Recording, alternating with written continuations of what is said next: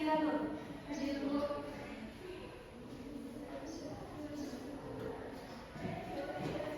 dilihat dulu sekelilingnya, samping kanan kirinya masih ada sampah nggak? Kalau masih, tolong diikuti dulu. Karena kalau kita belajar bersih kan ya, ada nggak? Ada setiap hari ini? Ada. Oke.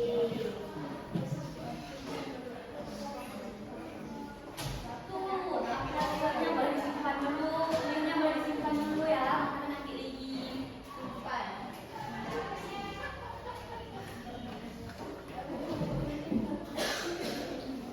Ada yang masih ingat nggak materi minggu lalu kita belajar tentang apa? Ya, Najwa. Maksudnya Isa buka dulu bukunya, buka buku belum, di bab 4 ya. 230 di halaman 230.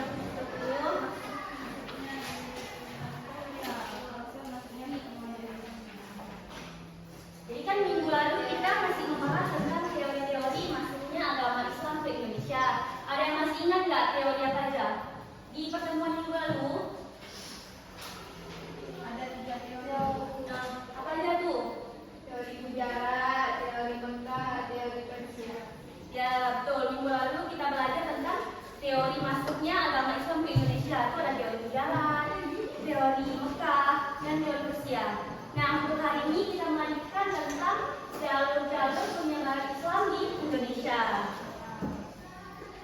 Kalau kalian perhatiin gambar ini, apa yang kalian lihat? Atau apa yang kalian pikir tentang gambar ini? Ya maksudnya ini gambar tentang apa sih? Wali atau penyebaran Islam yang lain? Ada yang tahu apa? Pahlawan. Lagi? Sunan. Lagi? Ulama. Ya terus lagi? Keren lagi? Tokoh ulama. Nah itu yang seperti kalian kenal kalau ini tuh wali songo atau 9 wali. Mereka ini orang yang pertama, orang yang menyebarkan agama Islam. Ya betul kayak yang dibilang tadi, ada orang dakwah, penyebar agama. Nah jadi proses masuk dan berkembangnya agama dan kebudayaan Islam ke Nusantara pada umumnya itu berjalan dengan damai. Karena Islam mendapat sambutan yang sangat baik di kalangan masyarakat, baik dari kalangan raja, bangsawan maupun rakyat biasa. Hal tersebut dikarenakan faktor-faktornya sebagai berikut. Yang pertama tuh syarat memeluk Islam sangat mudah, hanya dengan mengucap 2 kalimat syahadat. Selanjutnya tata cara peribadahan Islam itu sangat sederhana, tidak seperti agama-agama lain yang sangat rumit. Selanjutnya Islam tidak mengenal pelaksanaan sosial seperti halnya dalam agama Hindu. Kalau di agama Hindu itu kan ada kasta-kasta ya. Kalau di Islam kan enggak, semuanya sama gitu. Nah selanjutnya ada beberapa cara penyebaran Islam. Yang pertama itu ada jalur perdagangan, yang kedua perkawinan, ketiga pendidikan, keempat saluran ajaran tasawuf, kelima dakwah, dan keenam kesenian. Nah kita bahas yang pertama ya, jalur perdagangan. Jalur perdagangan merupakan metode penyebaran Islam yang paling kentara, bahkan dapat dikatakan sebagai jalur pertama dan utama penyebaran awal Islam. Jalur perdagangan inilah yang dinilai sebagai langkah awal penyebaran agama Islam di Kepulauan Nusantara. Sejak abad 7 Masehi, kawasan Nusantara sangat ramai dikunjungi oleh pedagang Arab, Persia, Cina, maupun India. Kaum pedagang inilah yang ini membawa ajaran Islam dan menyebarkan Islam ke daerah-daerahnya. Jadi kan ada nih orang dari Mesir datang ke Indonesia. Nah, jadi orang itu kayak bawa barang dagangannya, habis itu kan orang ini bergaul sama orang-orang pribumi. Nah dari situlah para orang Mesir ini kayak dengan mudah menyalurkan agama-agama Islam, ajaran-ajaran Islam. Yang kedua itu melalui jalur perkawinan. Nah karena orang ini kan yang dari Mesir, dari India udah ngajar, maksudnya udah berdagang, jadi kan udah sering berbaur dengan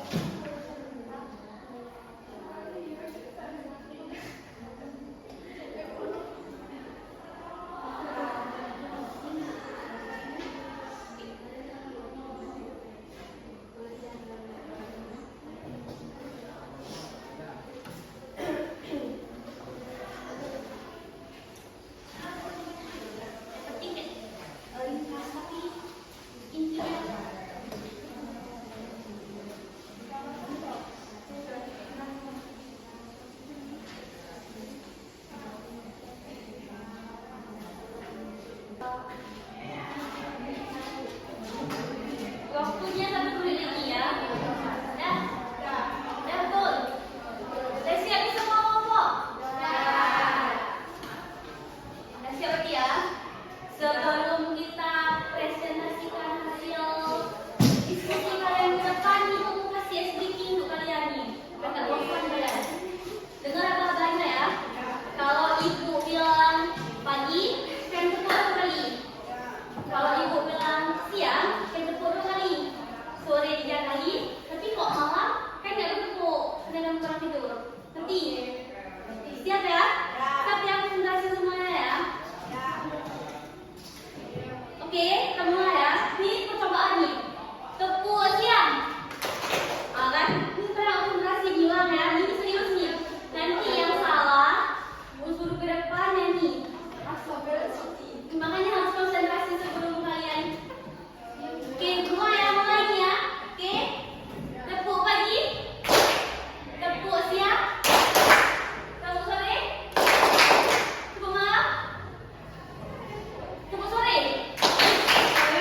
Tepuk malam. Tepuk pagi. Tepuk malam. Hati-hati maju. Oke, maju. Sesuai yang ibu bilang tadi, yang salah maju ke depan ini ya. Latihan nyanyi balonku tapi pakai huruf O. Coba bisa pakai O.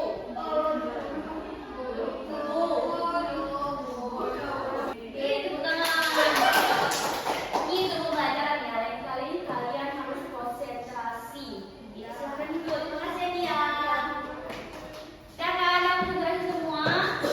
Kita mulai diskusinya dari kelompok 1. Silakan kelompok 1 maju ke depan. Yang lain harap diperhatikan dan nanti kasih 1 pertanyaan untuk kelompok 1. Boleh ya? Enggak, dari setiap kelompok, dari kelompok 1, dari kelompok 2 atau 3 boleh. Kasih 1 aja untuk kelompok 1 ya. Silakan kelompok 1. Assalamualaikum warahmatullahi wabarakatuh.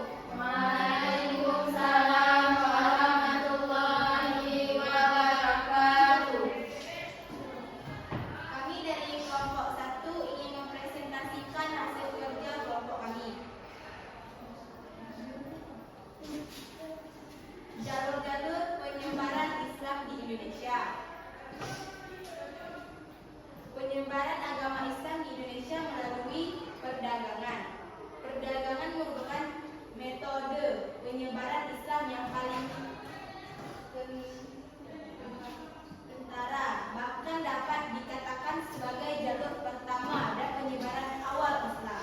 Perdagangan Nusantara dan perdagangan asing Islam dari Gujarat dan Timur Tengah, Arab atau Persia, bertemu dengan saling bertukar pengaruh.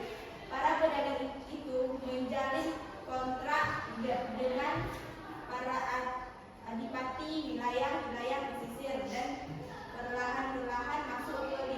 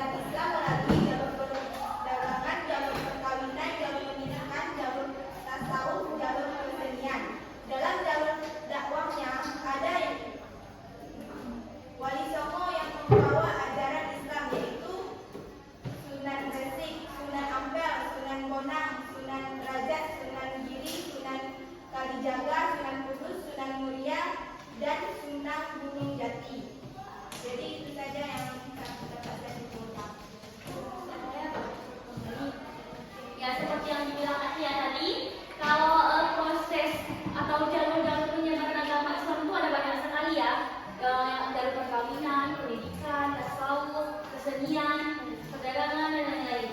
Di sini kan ibu mau kasih kalian evaluasi, cuman karena mati lampu, jadi ibu nggak bisa tampilin soalnya ya, nggak tahu nih ketika mati lampu. Jadi di sini ibu akan kasih kalian refleksi pembelajaran aja. Materi mana yang belum kalian pahami atau materi mana yang menurut kalian sulit, boleh kalian isi di lembarnya. Buat nama-nama kelas kalian. Ini ada emoticon, gimana keadaan kalian hari ini? Senang nggak? Sedih? Atau lagi nggak tahu kan? Mood boleh. Ini kalian isi aja ya.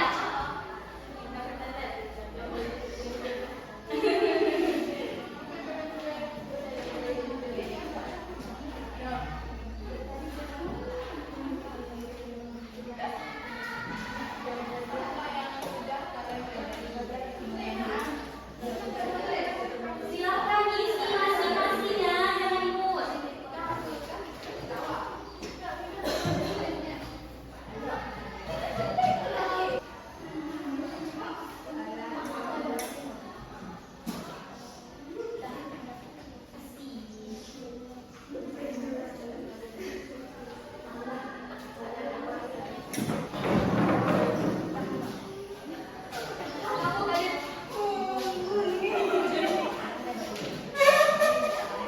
Centang sesuai ekspresi kalian hari ini ya, perasaan kalian hari ini gimana?